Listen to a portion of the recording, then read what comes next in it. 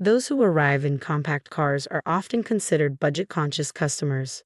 On my mother's 60th birthday, I wanted to make it special by taking her and my daughter to a renowned upscale restaurant that is notoriously difficult to book. However, our evening took an unexpected turn. The restaurant manager began making derogatory remarks, mocking us and insinuating that we were out of place. My mother, clearly upset, suggested we leave, but the manager just smirked. To her surprise, the other diners stood up in unison, glaring at the manager in disapproval. I'm Rebecca Miller, 28 years old, a single mother with a 3-year-old daughter.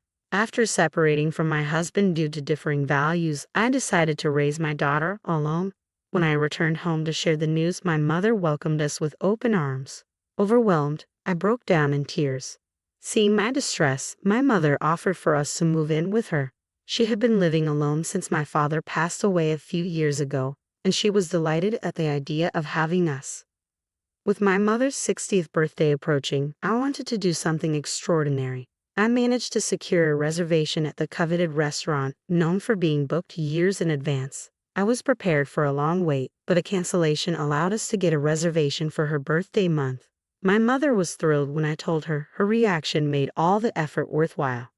The day of the reservation arrived, and I drove my mother and daughter to the restaurant, never anticipating any problems.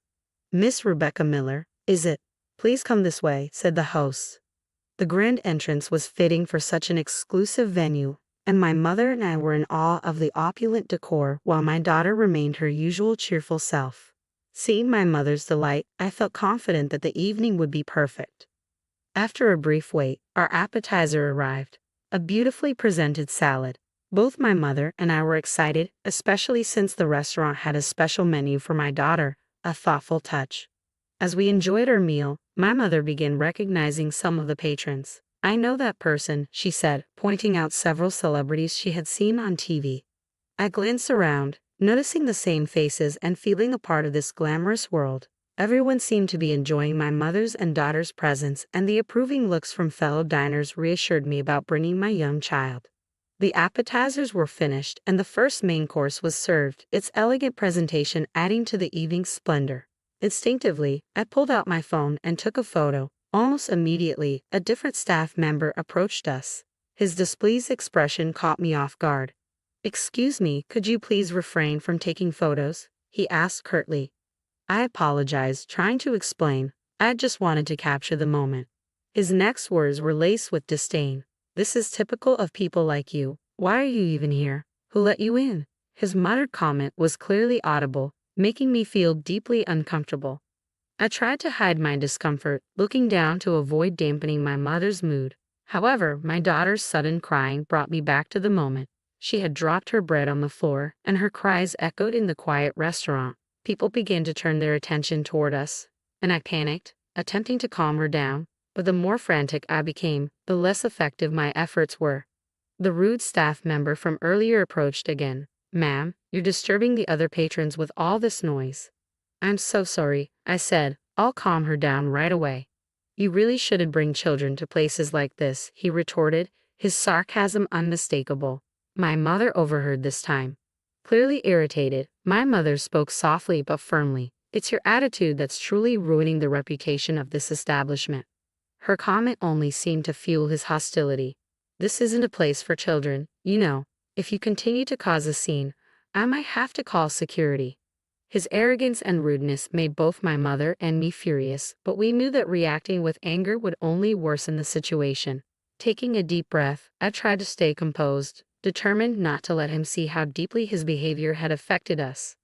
I could hear my mother murmuring a similar apology. "I truly apologize for the disturbance. My daughter has stopped crying. Can we have a moment?" The staff member, arms crossed, stared at us, clearly waiting for us to make the next move. "Could you calm down? You're inconveniencing the other guests," he said sharply. To distract my daughter, I offered her some bread from my plate. She stopped crying and began eating happily. I let out a sigh of relief, shared a glance with my mom, and attempted another apology to the staff member before taking my seat, but he seemed even more agitated. "Do you even understand what I'm saying? I'm telling you to leave. This restaurant is too upscale for you." But my daughter has calmed down now. I protested. She might cry again. but we informed the restaurant about her when we made the reservation. So what? He snapped. This is exactly why people like you have such low standards. If you keep this up, I'll call the manager. The staff member stormed off towards the staff room, leaving my mother and me stunned. We couldn't believe how rude he was. Didn't he realize that his attitude was the real issue here? Despite it being a special celebration for my mother's 60th birthday, the experience was soured. Although I had caused a scene, I didn't want to escalate the situation further. As we considered our next steps, we exchanged worried looks, and soon the staff member returned with a man who appeared to be the manager. I couldn't help but gasp when I saw the manager. It was Daniel Thompson, a classmate from middle school. "Is that you, Rebecca?" Daniel recognized me instantly. The staff member, surprised, asked Daniel, "Do you know her?" A wave of relief washed over me. Daniel had always been earnest and cheerful in school, although he was a bit reserved and usually hung out with a smaller circle compared to my diverse group. I remembered him primarily because he had once confessed his feelings for me. At the time, I was in a relationship, so I had declined. Despite that, we'd still kept in touch a few times. I hoped that Daniel might address the staff member's rude behavior, but instead, he greeted me with a disheartening comment. "Oh, Rebecca, I didn't expect to see you here. Are you sure you belong in a place like this?" "What do you mean?" I asked, puzzled. "I heard the rumor," Daniel said, his tone dismissive. "You're a single mom now, right? People say single moms are usually struggling financially. This is a high-end restaurant. It would be a problem if you couldn't pay later." Daniel's mocking smile and unrestrained scrutiny were shocking. I remembered him as a kind person back in school, but he seemed to have changed significantly. "How can you say that?" I retorted. "I made a reservation and paid in advance." "You've always been so headstrong," Daniel said with a smirk. "Maybe that's why your husband left you. You need to know how to flatter people sometimes." "What does that have to do with anything?" I asked, bewildered. Daniel continued, his disdain evident. "Isn't that your compact car outside?" "So what if it is?" I replied, my irritation growing. Daniel chuckled derisively. "People who drive compact cars don't belong here. Didn't you notice when you parked? No one else drives a compact car. Everyone else has a Mercedes or something similar. Aren't you embarrassed to be so out of place?" His contempt was palpable. It was as if the Daniel I once knew was long gone. He assessed us with disdain and said, "You look downright poor. You clearly don't fit in here. If you understand the staff's concerns, why don't you just leave?" I felt my irritation rise as I was treated like we were causing trouble and refusing to leave. We had made a reservation and paid in advance. We had every right to dine there. I couldn't believe that Daniel, who used to be so kind, would now judge people based on their appearance. After everything he said, there was no reason for my mother and me to stay. The food might have been excellent, but we didn't want to be associated with a restaurant that had such disrespectful staff and a manager who had clearly changed. "Daniel, you've really changed. If this is how it's going to be, we're leaving," I said firmly. He seemed oddly satisfied. "I'm living the dream now," he said with a smirk. "I'm definitely better off than you. Don't think you can just call me by my first name." "It's a shame how much you've changed," I replied. Daniel's smirk widened. "That's because you rejected me back then. Even though you're not that pretty, I'm happier now. Isn't it refreshing?" He cheerfully high-fived a nearby staff member, and they both laughed.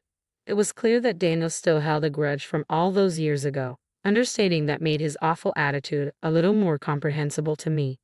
"Say whatever you want," I said. "I'm certainly happier than someone who still harbors a grudge from the past. I have a wonderful daughter and a caring mother." Turning to my mom, I added, "Let's go." When I responded confidently, Daniel seemed to take pleasure in my irritation. He probably thought I was just being a sore loser. It frustrated me to no end, but shouting at him wouldn't change anything.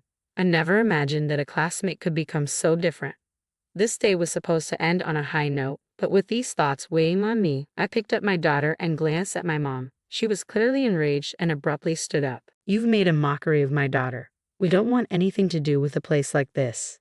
As you said, we're leaving," she declared loudly. Her words reverberated throughout the restaurant, and to our surprise, all the diners who had been enjoying their meals began to stand up and prepare to leave.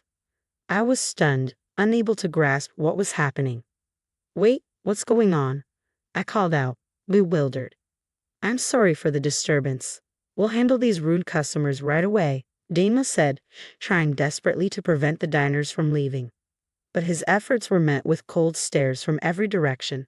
Daniel was visibly flustered, not understanding the sudden turn of events. Two elderly men approached Daniel, shouting, "How dare you treat Mrs. Miller like that? We've been loyal customers for years but will never return." Following the lead of the two men, the other diners began to voice their discontent and scold Daniel. They expressed their gratitude to my mother, who was still holding my daughter. It was clear that Daniel's behavior had backfired spectacularly. The entire restaurant was now united in their support of us. I stood there, wide-eyed, observing the extraordinary scene unfolding before me.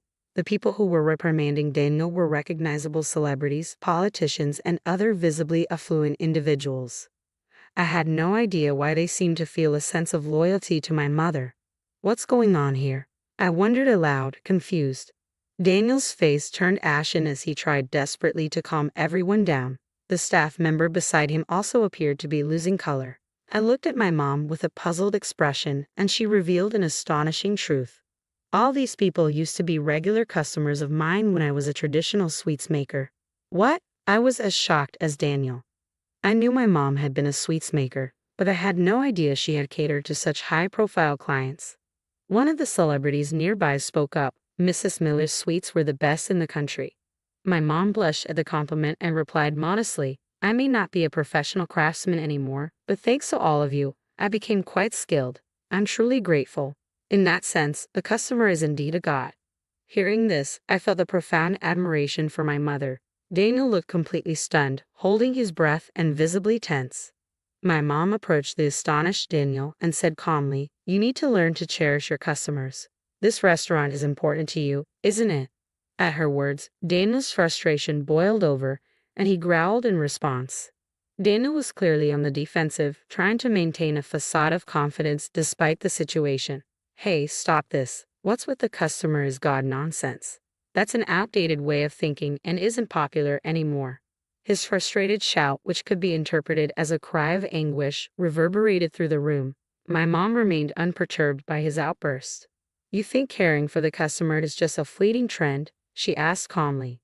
Daniel struggled to respond, clearly intimidated by my mother's firm stance. Still, he stubbornly refused to accept her perspective. "We're the ones providing the food," he argued. "We're more important than the customers. This is absurd. I am important. If your daughter Rebecca hadn't rejected me, I wouldn't have treated you this way. Apologize to me right now, and maybe I'll consider making Rebecca my partner. It could be a way out of your struggling life, don't you think?" He directed this last part at me, and I was utterly repulsed. I sighed deeply and said, "I'm sorry, but honestly, I can't deal with you right now." As I dismissed him and lowered my head, chuckles erupted from the crowd. Daniel's face flushed bright red. Despite how clear my response was, Daniel, with his misplaced confidence, seemed to be unprepared for another rejection.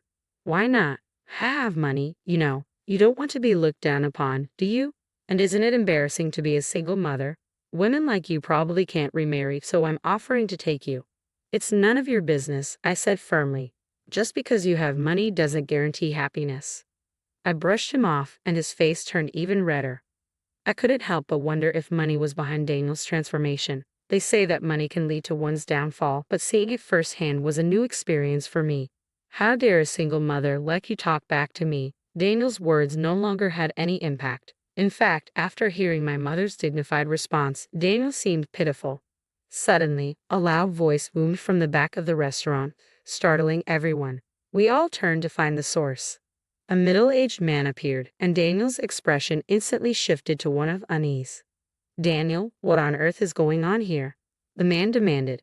"Why is Dad here?" Daniel stammered. "I heard Mrs. Miller and her family were dining here, so I came to greet them," his father said, surveying the commotion. "What's with all this noise?" It became clear that the man was Daniel's father. I hadn't seen him since middle school, but he appeared very stern and dignified. Earlier, one of the staff had mentioned something about the boss, so it seemed this man must be the restaurant's owner. "Gave you the manager position after hearing you lost your job, but the business has only been declining. Now I understand why," his father said, disappointment evident. "What?" Daniel gasped. "Yes, I arrived a bit earlier," his father continued. "I overheard the commotion and saw you insulting Mrs. Miller's family. With all the arrogant things you've been saying, do you even realize how wonderful a person Mrs. Miller is? As the boss interrogated him, Daniel's face grew pale, and he began to sweat profusely. What? This old hag is supposed to be someone special? Daniel sneered. Watch your mouth, his father snapped back. Mrs. Miller helped fund the opening of this restaurant. What? This old lady has that kind of money. Daniel scoffed. Of course, his father replied sharply. Mrs. Miller's husband owned a famous traditional candy store, and she herself worked tirelessly in the demanding world of candy making. She's experienced far more in life than you ever will. I wish I could distill her wisdom and let you experience just a fraction of it. With that, the owner turned to face us. I'm deeply sorry for the trouble my foolish son has caused. Daniel, apologize now. Why should I? Daniel protested. I'm the manager of this upscale restaurant. Didn't you trust my abilities enough to leave me in charge? This is my place, and I make the rules. Enough with your arrogance, the owner cut him off. What have I done, making someone like you the manager? I'm so disappointed in you. You're never setting foot in this place again. What? Dana's jaw dropped in shock. In a panic, he started apologizing to his father, but the owner's decision was resolute. You're apologizing to the wrong person, his father said firmly. You should be apologizing to Mrs. Miller and her family. Please, I'm so sorry, Daniel begged. I finally made it, and I don't want to lose it all over something like this. Still going on about that.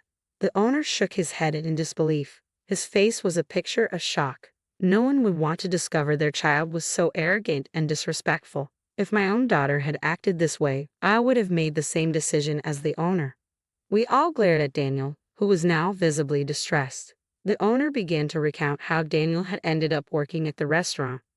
Daniel used to work at a renowned hotel, he explained, but he racked up massive debts from gambling. The chaos caused by debt collectors led to his firing. Lost and desperate, Daniel returned home and begged me for a job. At the time, I had been offered a promotion to CEO of the company. The story painted a clear picture of Daniel's downfall and reinforced the gravity of his behavior. So, Daniel's father decided to leave the upscale restaurant to his son and manage several other establishments in the same chain. At first, Daniel worked diligently, and the owner felt reassured. However, sales at Daniel's restaurant soon began to plummet.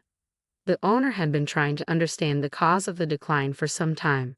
Complaints about Daniel's poor attitude from the staff kept surfacing, but without concrete evidence, he wanted to believe in his son's abilities. Today, his hope had turned to certainty. It's truly a shame, the owner said, looking at Daniel with deep disappointment. Daniel, who looked as though he had been struck by lightning, began to apologize frantically. Dad, please forgive me. I've been trying my best, haven't I? Rebecca, please say something to my dad for me. What exactly should I say? I asked, my voice cold. We were classmates, remember? For old time's sake. You're really something, I continued. You truly are the worst. Daniel's face fell further as he absorbed the disdain in my words. Both my mother and I sighed, taken aback by the turn of events. After the confrontation, Daniel was dismissed from his position as manager and disowned by his father, leaving him without a place to go. It later came to light that Daniel had accumulated new, hidden debts.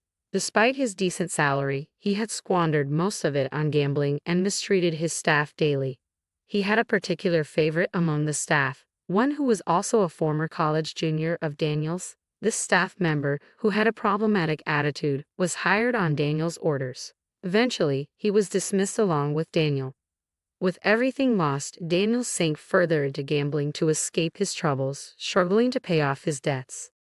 His actions had not only ruined my mother's 60th birthday celebration but also showcased his lack of integrity. To make amends, Daniel's father arranged a party for us at a hotel he owned, offering a free room as an apology. At the party, I made many new friends and realized just how much people cherish my mother. Everyone there had known her from her days as a traditional sweets maker, coming to her shop to buy her confections as gifts. Her enduring connections were a testament to her charm and kindness. I hope to follow in her footsteps and become the kind of mother my daughter looks up to with the same admiration.